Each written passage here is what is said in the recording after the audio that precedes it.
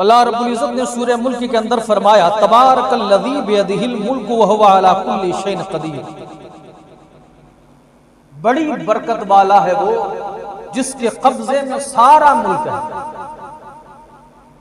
اللہ رب العزت کی یہاں تعریف ہو رہی ہے، پروردگار خود فرماتا ہے کہ بڑی برکت والا ہے وہ جس کے قبضے میں سارا ملک ہے۔ کائنات کی کوئی ایسی شے نہیں جو اس کے قبض و اختیار میں نہ ہو۔ وہ ہمارا رب ہے، ساری کائنات اس نے بنایا، کن کہہ کر ساری کائنات بنایا۔ سورہ یاسین کے اندر اللہ نے فرمایا کن فیکون، وہ کہتا ہو جا تو فوراً وہ ہو جاتا ہے۔ یہ رب کی شان، رب کی قدرت ہے پروردگار عالم۔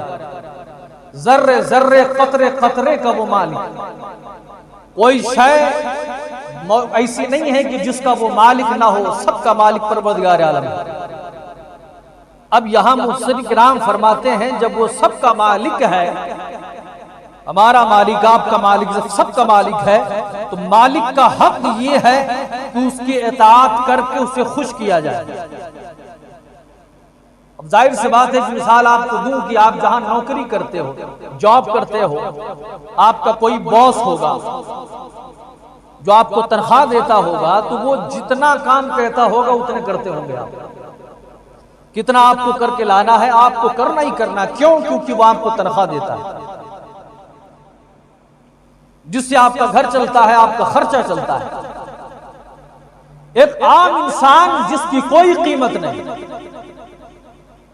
جو نیست ہے، جس کی کوئی قیمت نہیں، جس کا وجود اور جس کا وجود معدوم ہے اور جس کا وجود گھناؤنا ہے، جو فنا ہو جانا ہے، جس وہ شے کسی لائق نہیں، جس کا کوئی اوقات نہیں، ہم نے اس کو حاکم جب بنا لیا تو اس کی ہر ایک بات مانتے ہیں۔ لیکن وہ ہمارا خالق، جو ہمارا حقیقی خالق ہے، جو ہمارا حقیقی رزاق ہے، جو اگر چاہے تو ہم پوری دنیا میں گشت کریں، اگر وہ نہ چاہے تو لوگ ہمیں نوکری پہ دور اپنے دروازے تک بھٹکنے نہیں دے سکتے۔ اسی کی دی ہوئی ہر چیز ہے۔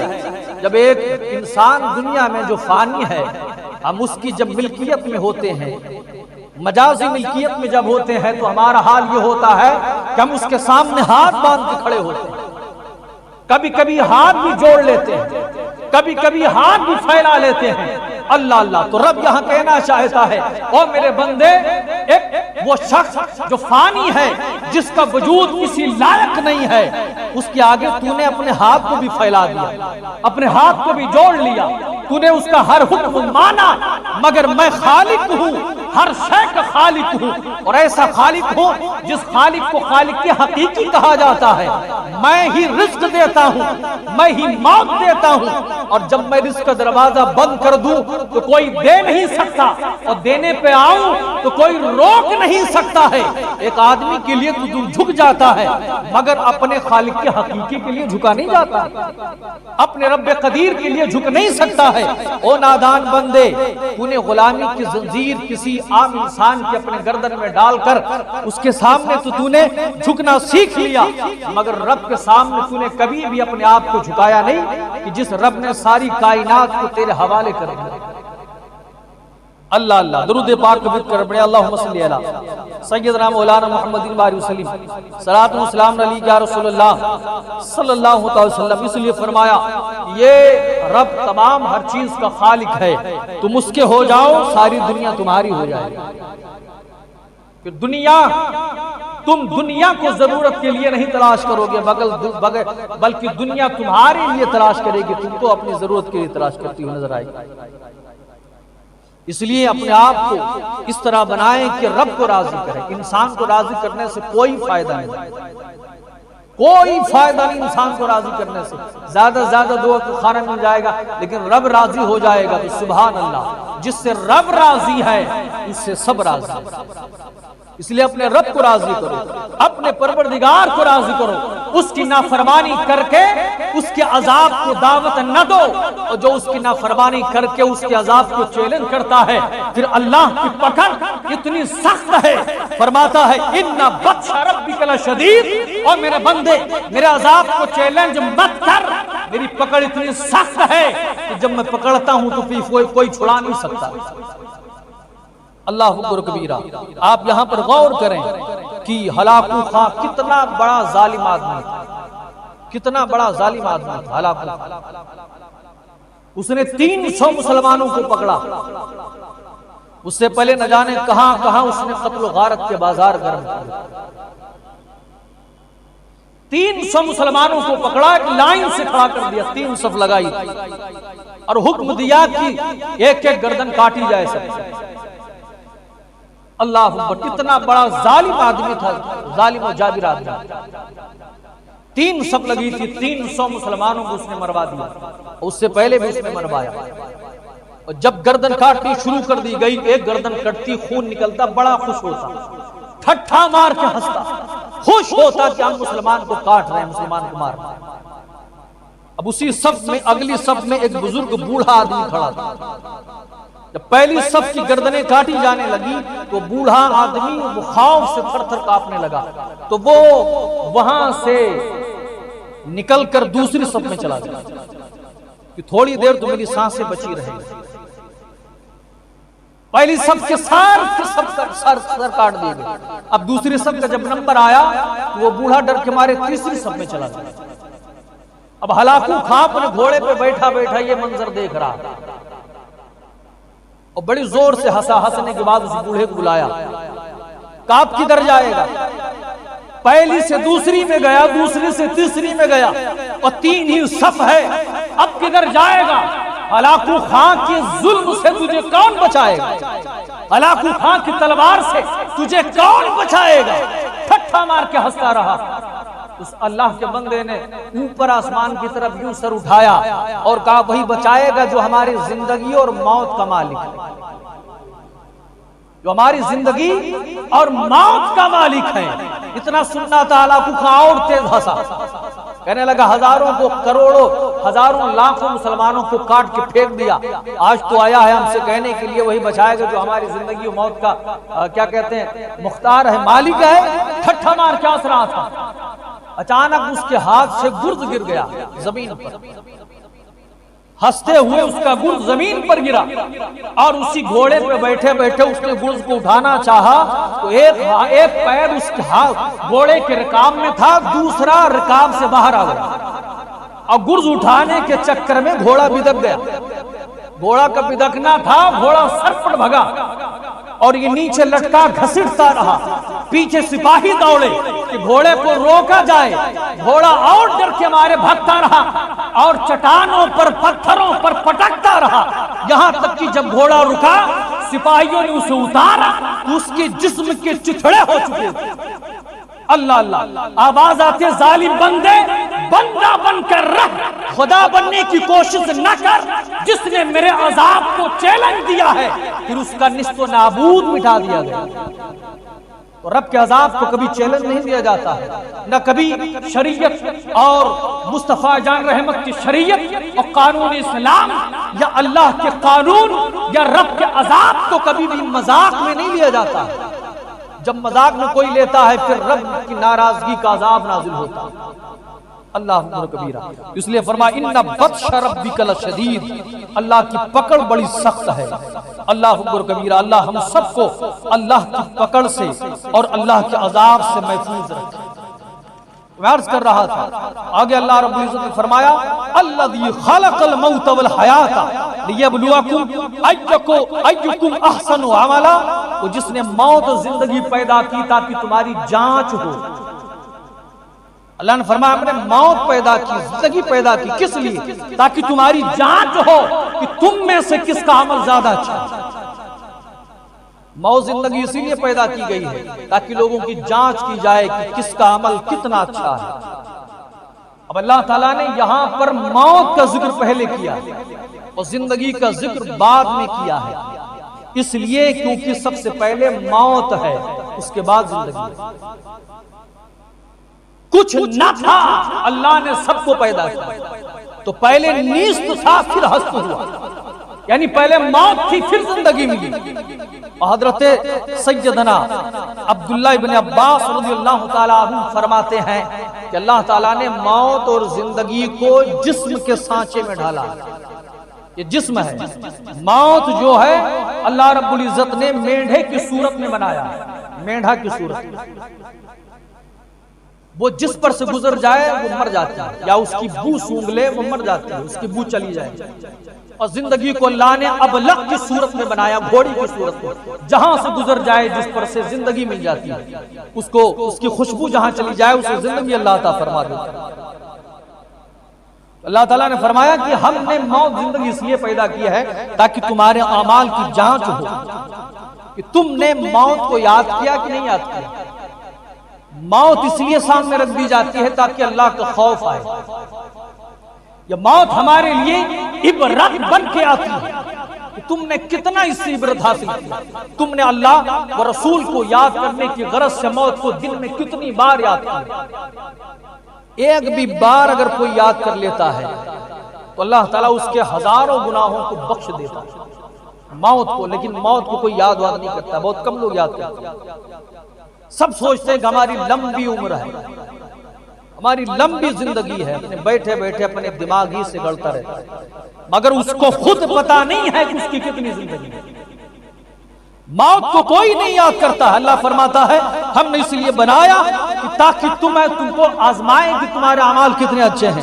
اور لوگ افسوس ہم نے موت کو تو بھلا دیا، اور یہ عبرت کی جات سے ہم نے عبرت کو بھی بھلا دیا، اور ہم مٹر گشتیوں میں لگے رہے اور لوگ حادثوں کا شکار ہوتے رہے، پھر بھی ہم نے موت کو کبھی یاد نہ کیا.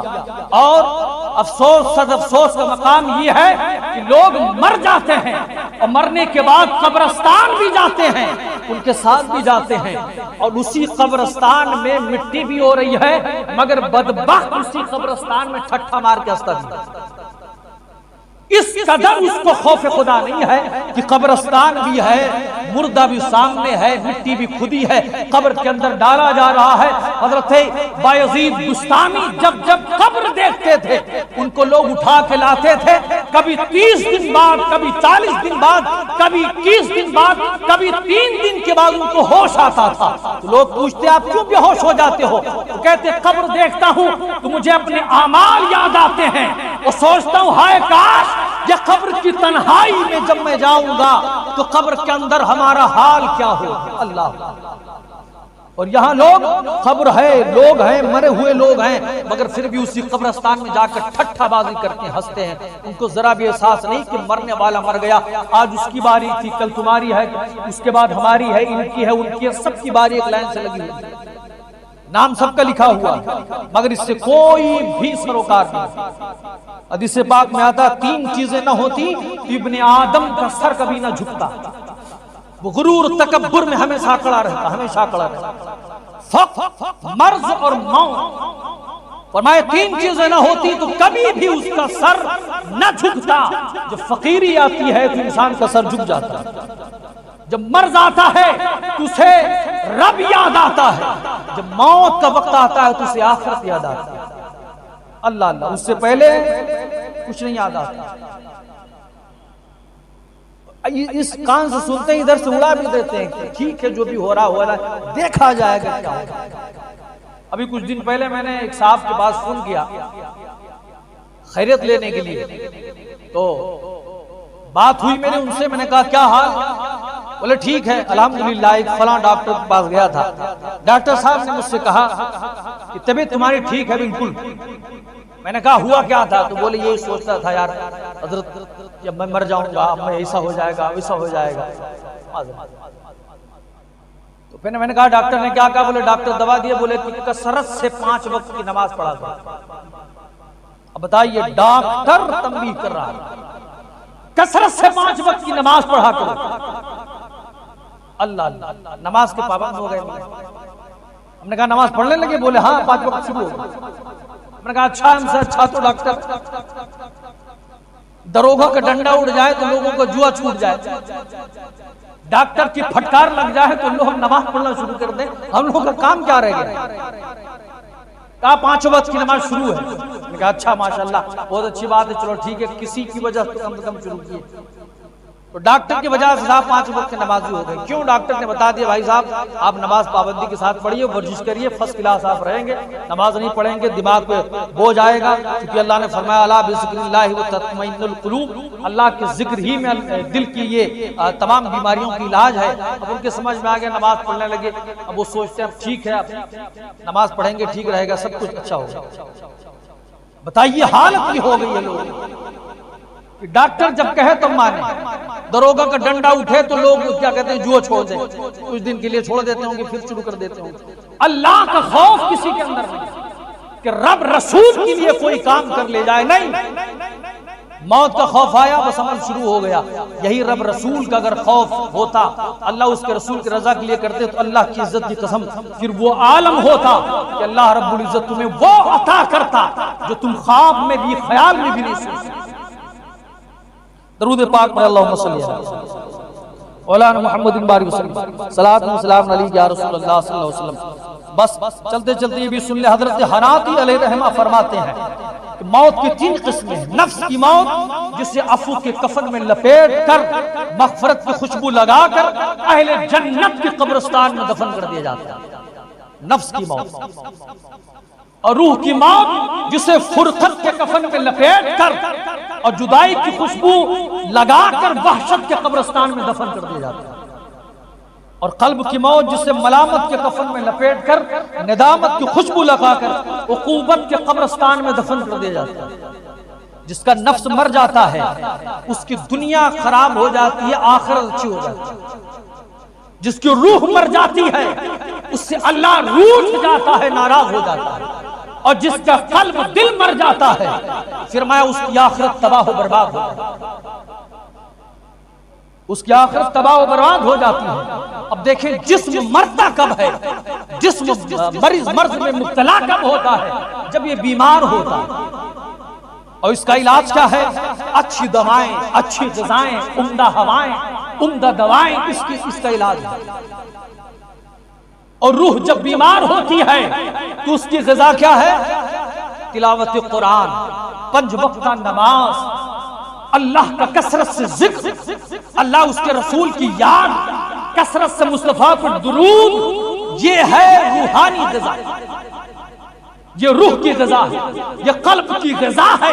فرمایا جسم جب بیمار ہوتا ہے تو دکھتا ہے، جسم جب مرتا ہے تو دکھتا ہے. اور روح جب بیمار ہوتی ہے، قلب جب بیمار ہوتی ہے تو دکھائی نہیں دیتی. ظاہر سی بات ہے، آدمی کا بدن بیمار ہوگا دکھے گا، مرے گا دکھے گا. قلب بیمار ہوگا نہیں دکھتا، روح بیمار ہوگی نہیں دکھتا. اور حقیقت بھی یہی ہے کہ بیمار بدن جب ہوتا ہے تو اس کا علاج کیا جاتا ہے. روح جب بیمار ہوتی ہے تو لوگ اس کا علاج نہیں کرتے، غافل ہو جاتے ہیں. اللہ کے ذکر سے اس قدر غافل ہوتے ہیں کہ فرمایا روح کا علاج کوئی نہیں کرتا ہے. ظاہر میں تو یہ ہوتا ہے انسان چل رہا ہے، کھا رہا ہے، پی رہا ہے، ہٹا کٹا مشتنڈا ہے، مگر فرمایا اس بدبخت کی روح گھائل ہو چکی ہے، بدبخت کا قلب مر چکا ہے. کیوں؟ کیونکہ وہ اللہ کے ذکر سے غافل ہو چکا ہے، وہ اللہ کے ذکر سے غافل ہو چکا ہے. اور وہ سوچتا ہے کہ ہمارے اوپر اللہ کا بہت بڑا کرم ہے، سب اچھا ہے، سب بڑھیا چل رہا ہے، سب اچھا چل رہا ہے، پیسے بھی آ رہے ہیں، زمین بھی ہے، جائیداد بھی ہے، کوئی بیماری نہیں ہے. اللہ اللہ. یہی تو ہوا تھا بنی اسرائیل میں. حضرت موسیٰ علیہ السلام خطاب فرما رہے ہیں، فرماتے ہیں وہ لوگوں اور دنیا کے لوگوں اللہ کی یاد سے غافل نہ رہو. جو ذکر خدا سے غافل ہوتا ہے پھر اللہ کا عذاب اس پر اترتا ہے. اللہ اللہ. ایک امیر آدمی حضرت موسیٰ سے کہنے لگا او موسیٰ کیوں جھوٹ بولتے ہو؟ معاذ اللہ سے کہنے لگا او موسیٰ کیوں جھوٹ بولتے ہو؟ مجھے دیکھو، مجھے میرے پاس اتنا مال ہے جتنا میرے پورے شہر میں کسی کے پاس نہیں. مال و دولت رب نے خوب دیا ہے، اولاد بھی دیا ہے، زمین جائیداد بھی دیا ہے، خزانوں کا مالک بھی بنایا ہے، اچھی خاصی صحت بھی ہے، کسی چیز کی کمی نہیں ہے، دن بدن ہر چیز میں بڑھوتری ہو رہی ہے. کیوں جھوٹ بولتے ہو قوم سے؟ معاذ اللہ سبحان اللہ. حضرت موسیٰ چونکہ کلیم اللہ تھے، آپ کو تکلیف ہوئی، تکلیف ہوئی جب کوہ طور پر گئے تو رب سے ہم کلامی کو شرف حاصل ہوا. اللہ نے اس بندے کی بات کو رب کے سامنے رکھا کہ اللہ اس بندے کی وجہ سے نہ جانے کتنے لوگ گناہ میں مبتلا ہو رہے ہیں. سب سوچتے ہیں جب اسے کچھ نہیں ہوا تو ہمیں کیا ہوگا. اللہ تو پروردگار عالم نے فرمایا کہ اے موسیٰ جا کر اس بدبخت سے کہہ دینا اسے نہیں پتا ہے میرا عذاب تو بہت پہلے ہی اس پر اتر چکا ہے. میرا عذاب اس پر بہت پہلے ہی اتر چکا ہے. حضرت موسیٰ نے کہا مولا وہ کون سا عذاب ہے؟ تو رب نے کہا اس بدبخت سے کہو مال بھی ہے دولت بھی ہے سب کچھ اس کے پاس ہے مگر عذاب میرا اس کے اوپر نازل ہو گیا ہے. عذاب یہ ہے کہ میں نے اسے سجدے کی توفیق چھین لی ہے. میں نے اسے سجدے کی توفیق چھین لی ہے. نہ وہ مناجات کرتا ہے نہ کبھی سجدہ کرتا ہے نہ روتا ہے. اے موسیٰ یہ مال ہے کل کو ختم ہو جائے گا. یہ زندگی ہے کل کو ڈھل جائے گی. یہ اولاد ہے کل کو بے وفا ہو جائیں گے. مگر بدعمالیاں جب میں کسی سے عمل کی نعمت چھین لیتا ہوں تو آخری وقت تک اسے توفیق نہیں دیتا ہوں اور اسی گناہ میں مبتلا ہو کر دنیا سے چلا جاتا ہے. اللہ اکبر کبیرہ. فرمایا ہے موسیٰ جا کر کہہ دینا میرا سب سے بڑا عذاب یہی ہے کہ میں جب کسی سے دعا کی توفیق چھین لوں جب میں کسی سے سجدے کی توفیق چھین لوں تو وہ سمجھ جائے کہ اللہ کا عذاب مجھ پر نازل ہونا شروع ہو گیا. اللہ اللہ ہم سب کو نیک عمل کرنے کی توفیق عطا فرمائے اپنے رب کو راضی کرنے کی توفیق عطا فرمائے. فرمایا جب روح اور قلب مر جاتے ہیں تو پھر اس کی آخرت تباہ ہو جاتی ہے. بس یہاں آخری بات سن لیں. اور جس کا قلب زندہ ہوتا ہے دیکھنے میں تو بدن بڑا کمزور ہوتا ہے مگر دل ایسے زندہ ہوتا ہے کہ دل کی آنکھوں سے وہ دیکھتا ہے جو ہم اور آپ نہیں دیکھ پاتے وہ دیکھتا ہے. اسی لیے نبی نے فرمایا اتقوا فراست المومن فَإِنَّهُ يَنْظُرُ بِنُورِ اللَّهِ. مومن کی فراست سے ڈرو کیونکہ وہ اللہ کے نور سے دیکھا کرتا ہے. تو جس کا دل زندہ ہوتا ہے اس کی ہر چیز زندہ ہوا کرتی ہے. حضرت عزرائیل السلام فرماتے ہیں کہ جب مومن کی روح نکالی جاتی ہے فرمایا روح نکلتی نہیں ہے.